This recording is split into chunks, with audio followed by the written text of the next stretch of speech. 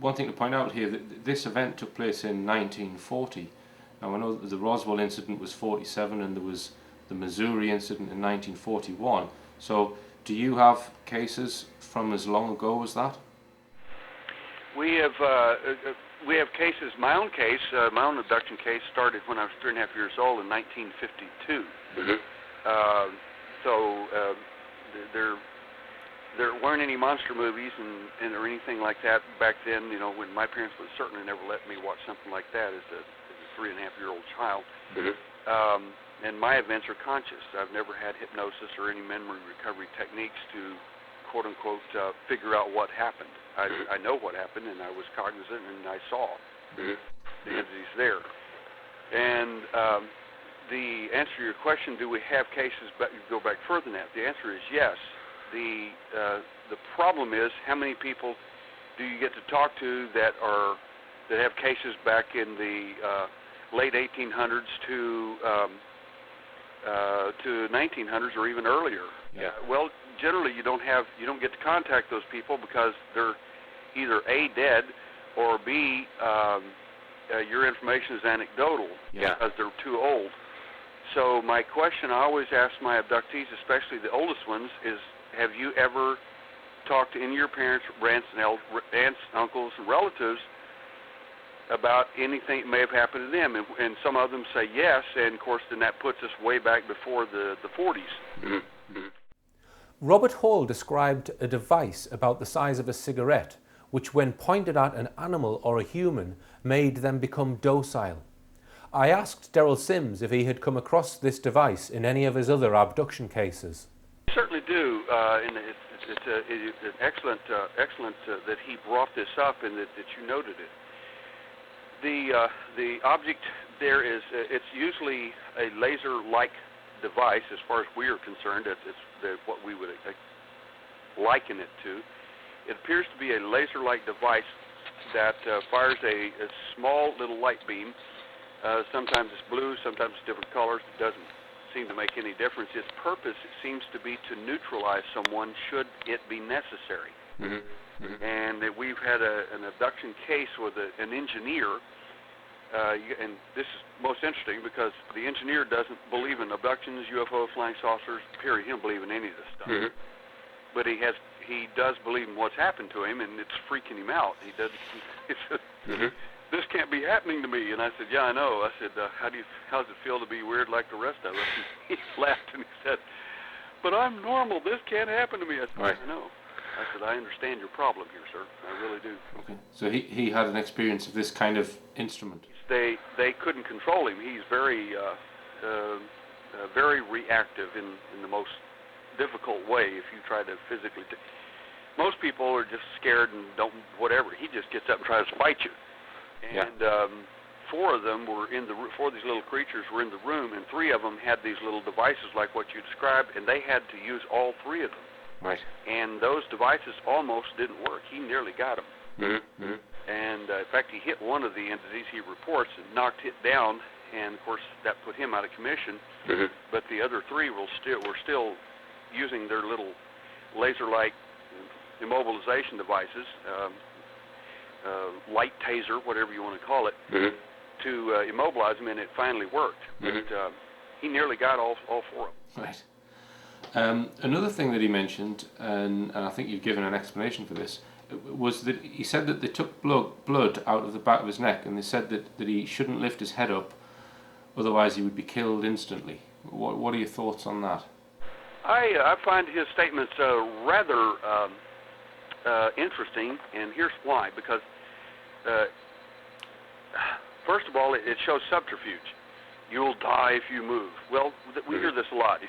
If you go into any other room than the one we've got you in, you'll die. They say weird things like this because they want a complete obedience out of you. They want you not to see anything or notice anything. That's hence the reason for you not remembering much of anything. Most people will not remember much unless something triggers those events, like they see something, a memory marker, so to speak, and it triggers a memory, and it scares them. They realize they're remembering all kinds of stuff they shouldn't. The bottom line is that these are best way to describe this for your audience is these are almost like hypnotic commands given to you. Don't move or you'll die. Yeah. And they'll give all kinds of commands like this in hopes that you will obey them. And, of course, we've got abductees, some of them who simply won't. So I look at this and I wonder if, in fact, they took blood from the back of his neck. Usually it's taken from the bicep or the back of the leg or some more conspicuous place where you would take, where you'd find a vein. There aren't very many large veins in the back of your neck, so to speak, where you would take any medical person would not be taking blood from the back of your neck. Yes. Now, somebody might be doing something with your spine or something like that, but by and large, it doesn't make any sense. And you'll find that many of these so-called medical procedures, when looked at through the medical lives, such as our medical team or cardiovascular surgeon and other people, they don't make sense at all. I mean, so it seems, again, it's a ruse. Something else is going on. So what could possibly be going on that they weren't taking blood from?